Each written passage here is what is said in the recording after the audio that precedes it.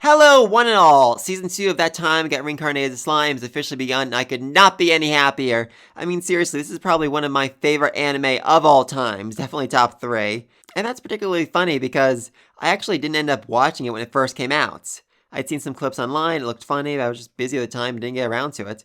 It wasn't until a few weeks after it ended, I'd just gotten out of the hospital for some reason, and I needed something to get my mind off things, so I'm like, hey, I'll try the first episode's anime, see if it's any good. I ended up binging the entire first season in about a day and a half. And I loved it so much I ended up binging the dub version about a week later, which, surprisingly enough, I loved just as much as the Japanese version.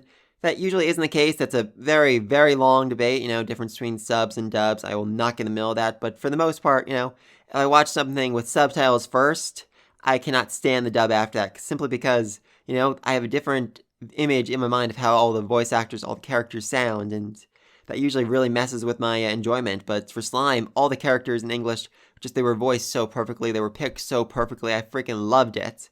But even binging the series twice was not enough to quench my love for it, so a few weeks after that I ended up getting the manga and light novels, and I just read through them so quickly, I freaking love them. And what's more, with a lot of anime based off of light novels, you read the light novels like, oh god dang it, why didn't they put that in, why didn't they put that in, that should have been added in, that should have been added in.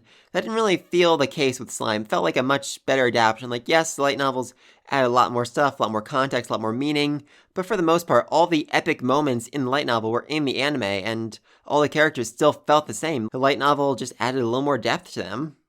Though there was one fairly big exception to that, good old Mulemeyer, or Molly as Rimuru ends up calling him.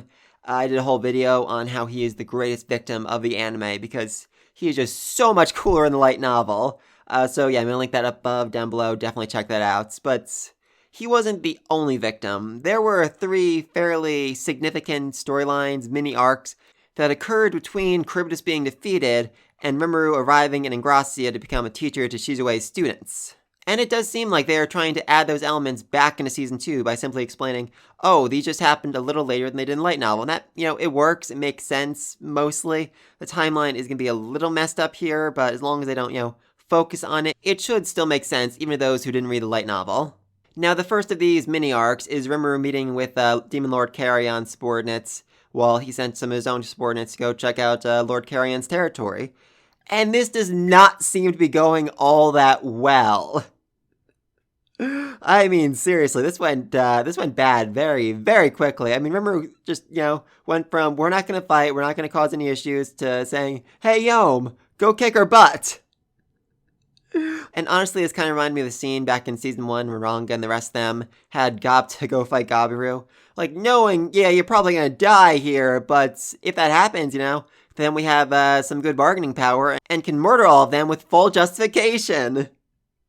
I don't think that's what's happening here. It definitely doesn't seem like that's the case, but yeah, I mean, Rimuru, just wanted Yom to go fight to, keep it relatively calm, but then Shion had to step in, which, oh, he was not expecting that. He was definitely not expecting that.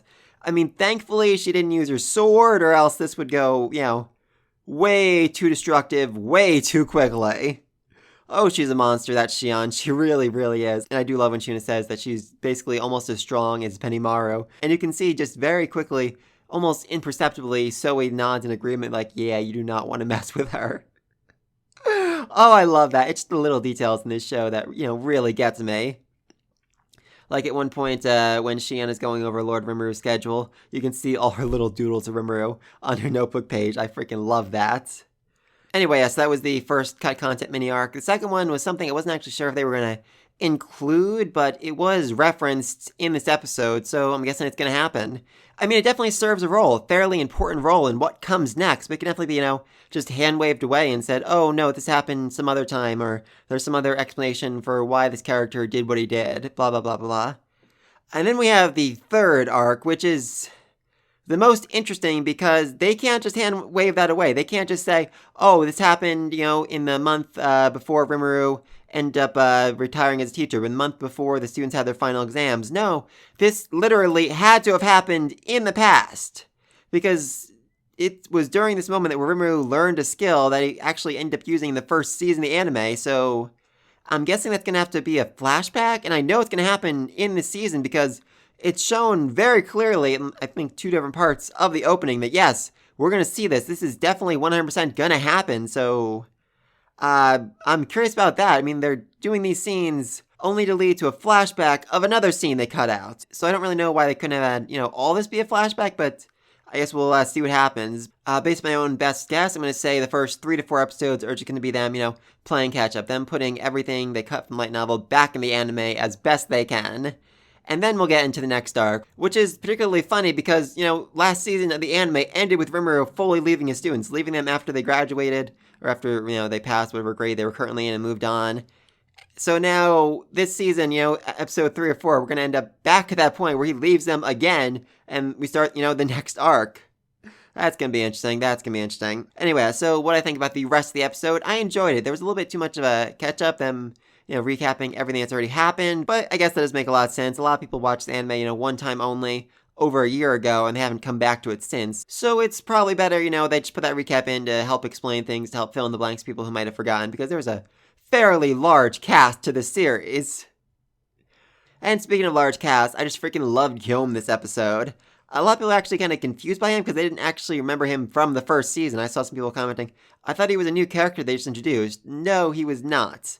I mean, his backstory is definitely cut up a little bit in the anime, and that's a bit of a problem, so just a quick recap. Guillaume and his gang are basically prisoners, and a corrupt noble found out about the orc disaster and decided to send them to go check on it because he had wasted all of the money the kingdom had given him for defense on his own luxury lifestyle, so he needed to know exactly what was going to happen and if he should run away. Also, he sends his magician along just to keep an eye on them, make sure, they don't run away, but they quickly win the magician over, more or less, and he basically joins their gang, with the plan basically being they were going to fake their own deaths. First off, they were going to investigate the orc disaster to find out it actually was a threat against, their homeland that they cared somewhat about, and then the magician would go back, report to the corrupt noble saying, oh, they all died against the orc disaster, which one he'd be paid, then go back to the group, and they would all run away to another country. Yay! That did not go as planned because Rimuru had already killed the orc disaster, but nobody actually knew about it at the time, so he realized, you know what? People might be a little bit afraid of me if I found out I was able to take on someone who was, basically at the level of a sub-demon lord by myself, so let's just say Yom did it. Let's just make him a champion, a symbol of peace, and we'll be the kind, friendly monsters who lent him a helping hand. With the goal basically being for Yom to advertise for Tempest, and oh god, did he do that in this episode. I mean, after he saved that little girl from the very suspiciously shaped mushroom, I'm just saying there, am I the only one seeing that? Yom, said, oh, you like my sword, little girl? Well, I got it in Tempest, the nation run by the great Lord Rimuru. Tell them Yom sent you and you'll get 20% off. Oh, Yom, I freaking love you. And I love your outfit, your design. You just look so freaking good in this episode. So much more like a hero and less, like a bandit. Anyway, speaking of outfits, well, first off, I want to say that Rigger looks so good in his suit. Freaking love that. And then we had Shuna and Xian playing dress up with Rimuru, which I just freaking loved. Oh, he looked in those outfits. So personally, I thought his best one was, when he just was wearing the samurai helmet as a slime. That looked freaking amazing. And this is actually something that's very common in the manga and light novel, them dressing up Rimuru in a bunch of cute girls' clothes. And he thought that at first, but eventually realized, it's better just go along with this. I mean, I have no gender. My body's based off a girl, off Shizue's body, so whatever. It makes them happy. I'll let them do it. In fact, at one point, oh god, in one of the spin-off mangas, there's a point where Shizue's ghost comes to check in on Rimuru, see how he's doing, and she sees him in her body, dressed in a bunny girl outfit, and she gets embarrassed. She gets really, really embarrassed, and it's just so freaking hilarious. Also, speaking of other outfits, there's clearly on the ground a nurse outfit, a maid outfit, a Chinese dress outfit, and I think a tennis outfit. So yeah, they had a lot more planned for him. Oh god, seriously, imagine him meeting Demon Lord Carrion's subordinates while dressed up in a maid outfit. Oh, I would have loved to see that. Now, a big surprise from this episode was the inclusion of Tiss and Jeff. And if you have no idea where these people came from, that's because they were in the OVAs. So, interesting to include them there. Though I guess it does make sense, since it definitely seems like Rimuru's going to still spend, a lot more time with his students over the next month, while he's finishing up all the stuff that was cut out of the first season of the anime. And having named characters with personality does certainly liven up the scenes a little bit more. Okay, so what else? I think I covered basically everything I wanted to say about this episode, except for the opening and the closing. Now, the opening. Yeah, there was a lot in there. I mean, a lot of stuff. stuff that as a light novel reader got me really excited, but almost had me a little worried about spoilers because there is so much in there. Stuff that's not going to happen until fairly far into the season, and one or two things that probably won't happen until next season. So, curious? Though I guess that's not too surprising, as the opening for season 1 included a brief glimpse of the character we will not meet until at least halfway through this season. And then the closing, it was very calming. I found it very peaceful and relaxing, a great transition to the end of the episode, and I really liked that. But please, let me think else down below. What do you think of, them rearranging the storyline, them rearranging content, fitting all the stuff they didn't include in season 1? I think they can do it well. I think it'll make a lot of sense if they space it out correctly, if, they hit all the marks right.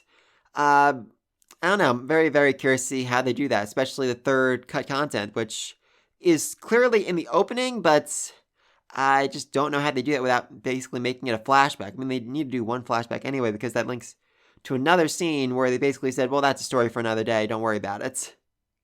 So, yeah, very curious about all of that, but please let me know anything else down below. Be sure to like and subscribe so you don't miss the next video, and until then, peace!